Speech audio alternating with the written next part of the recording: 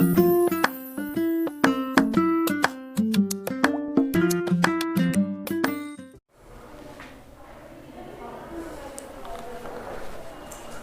दोस्तों, आप सबका स्वागत है मेरे चैनल वर्चुअल शिक्षा पर।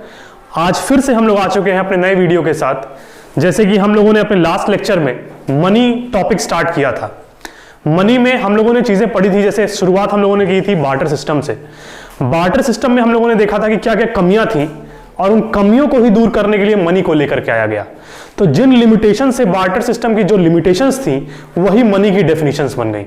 अब आज हम लोग ये समझेंगे कि, और पिछले क्लास में हम लोगों ने फॉर्म्स ऑफ मनी भी जाना था, आज हम लोग ये समझेंगे कि फंक्शंस ऑफ मनी क्या है। हालांकि ये 12th के सिलेबस में नहीं है, लेकिन जो ऊपर ऊपर थोड़ी थोड़ी सी चीज हैं वो मैं बता देता हूं। जैसे कि फंक्शंस ऑफ मनी है। फंक्शंस ऑफ मनी में दो तरह के फंक्शंस होते हैं, एक प्राइमरी फंक्शन होता है और एक सेकेंडरी फंक्शन होता है। जब हम लोग प्राइमरी और सेकेंडरी फंक्शन की बात करते हैं तो इसके अंदर जो प्राइमरी फंक्शन के अंदर जो चीज आती है वो है मीडियम ऑफ एक्सचेंज। हम लोगों ने जाना है मीडियम ऑफ एक्सचेंज क्या है, पिछले क्लास में हम लोगों ने इस चीज पे डिस्कस किया है। दूसरी चीज जो आती है वो है measure of value. Measure of value का मतलब हम कहीं भी जाएं बहुत आसानी से उसको मनी के रूप में किसी भी सामान को खरीद सकते हैं किसी भी तरीके से। फिर दूसरा आता है सेकेंडरी फंक्शन। सेकेंडरी फंक्शन क्या है, इसमें हम लोगों ने स्टोर ऑफ वैल्यू पढ़ा था। स्टोर ऑफ वैल्यू क्या है, स्टोर ऑफ वैल्यू यही कि मनी को हम क्या कर सकते हैं, स्टोर कर सकते हैं, स्टोर करके रख सकते हैं। लेकिन बार्टर सिस्टम में क्या था, मैंने एक एग्जांपल दिया था टोमेटो का, कि टोमेटो को अगर हम स्टोर करके रखें कई समय तक तो केचप बन जाएगा, ये बात मैंने की थी। लेकिन मनी को क्या कर सकते हैं, हम स्टोर कर सकते हैं, अब जहां भी स्टोर करना चाहें। दूसरा सेकेंडरी फंक्शन में क्या आता है, standard of deferred payment. Deferred payment का मतलब मैंने बताया था फ्यूचर पेमेंट्स, यानी कि सेकेंडरी फंक्शन में एक आ गया कि हम मनी को फ्यूचर में पेमेंट करने के लिए भी यूज कर सकते हैं। ठीक है, तो ये हमारा फंक्शन ऑफ मनी था। अब ये तो हमारे सिलेबस में जनरली नहीं है, लेकिन जो अगला टॉपिक हम लोग पढ़ने जा रहे हैं, समझने जा रहे हैं, वो हमारे बोर्ड के टॉपिक में है और ये एग्जाम में पूछा भी जाता है, जिसका नाम है मनी सप्लाई। मनी सप्लाई क्या है, मनी सप्लाई से हम क्या समझते हैं। तो पहले हम इसकी डेफिनेशन को देखते हैं। इसकी डेफिनेशन कहती है, it refers to the total volume of money held by the public at a particular point of time. At a particular point of time, यानी वो टोटल वॉल्यूम ऑफ मनी जो लोगों के पास है वही क्या है, मनी सप्लाई है। ठीक है ना, किसी एक पर्टिकुलर पॉइंट ऑफ टाइम पे जो टोटल वॉल्यूम ऑफ मनी लोगों के पास होते हैं, हेल्ड करते हैं, लोग अपने पास रखते हैं, उसी को हम क्या कहते हैं, मनी सप्लाई कहते हैं। अब इसमें एक बात अगर मैं आपसे पूछूं वो ये है कि मनी सप्लाई क्या है, ये एक स्टॉक कॉन्सेप्ट है या ये एक फ्लो कॉन्सेप्ट है। अगर मैं ये चीज पूछूं और आपसे कहूं सोचने के लिए, तो बताइए स्टॉक है कि फ्लो है। तो आपका आंसर होगा, सर आपने यहां पे लिखा है पर्टिकुलर पॉइंट ऑफ टाइम, आपने लिखा है, तो पॉइंट ऑफ टाइम की जब बात होती है तो वो हमेशा स्टॉक कॉन्सेप्ट होता है। तो हम ये बात इसके डेफिनेशन में ऐड कर सकते हैं कि money supply is a stock concept. ये बात हम इसमें ऐड कर सकते हैं। ठीक है, अब एक और टॉपिक है जिसका नाम है मेजर्स ऑफ मनी सप्लाई। इसको आपके लेवल पर सिर्फ इसको याद कर लेने की जरूरत है, बहुत ज्यादा इसमें आप समझ नहीं पाएंगे क्योंकि आप अभी 12th लेवल पे हैं। तो मैंने इसी तरीके से इसको लिख दिया है, आप भी इसको नोट कर लीजिए और इसको एक बार याद करने की कोशिश कीजिए। देखिए, मेजर्स ऑफ मनी सप्लाई में पहला आता है M1। M1 क्या है, M1 में करेंसी आती है।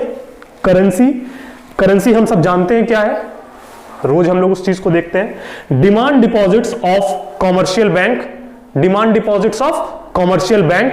ठीक है, तीसरा क्या है, other deposits of reserve bank of India.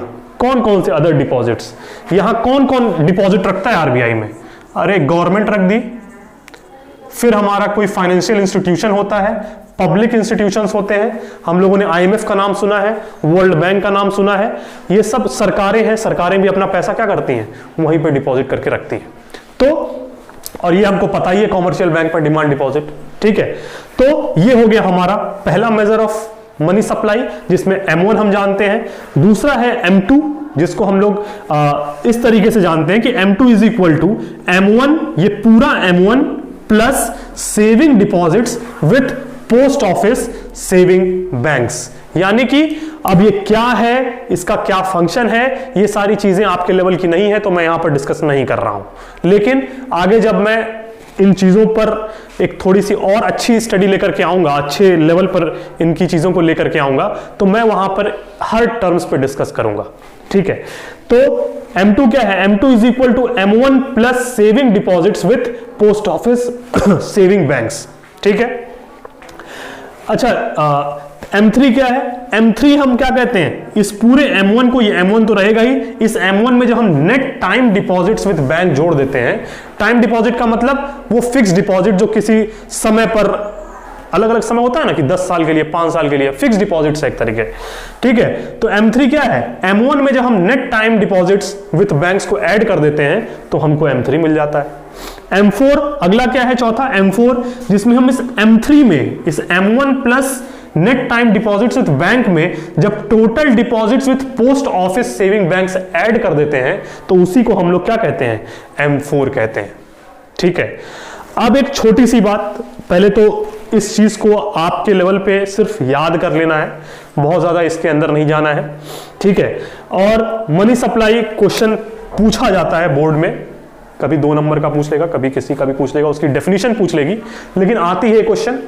Functions आपसे नहीं पूछे जाते हैं, लेकिन आपके लेवल पे इसको इतना आपको आना चाहिए, आपको मालूम होना चाहिए, इसलिए मैंने बता दिया। अब दूसरी चीज देख लिया हम लोगों ने, देखा फंक्शंस ऑफ मनी क्या है और मनी सप्लाई क्या है। आपके बुक्स में दिया होगा सप्लायर्स ऑफ मनी कौन कौन होते हैं, तो सप्लायर्स ऑफ मनी कौन कौन है? एक सरकार होगी, गवर्नमेंट होगी, कॉमर्शियल बैंक्स होंगे और सेंट्रल बैंक होंगे। ये 3 पॉइंट्स आपके बुक में दिए होंगे। तो अब आप अगर अपनी बुक्स पढ़ेंगे, कोई भी बुक, तो आपको चीजें क्लियर हो जाएंगी। यही सारी चीजें आपको क्लास 12th लेवल तक मिलेंगी। ठीक है, तो हम लोगों ने मनी में जितनी भी चीजें थी हमारे लेवल पर, हम लोगों ने उतना समझ लिया। हम लोगों ने बार्टर सिस्टम समझा, हम लोगों ने बार्टर सिस्टम के लिमिटेशंस को देखा, हम लोगों ने मनी की डेफिनेशन देखी, हम लोगों ने मनी के फॉर्म्स देखे, हम लोगों ने मनी के फंक्शंस देखे, और आज हम लोगों ने money of functions of money के साथ साथ मनी सप्लाई भी देख लिया।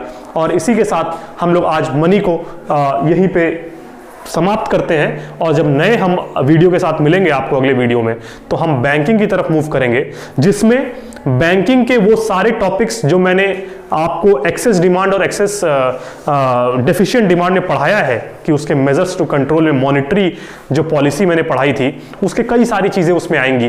तो हम लोग नए वीडियो के साथ मिलेंगे अगले लेक्चर में। Thank you.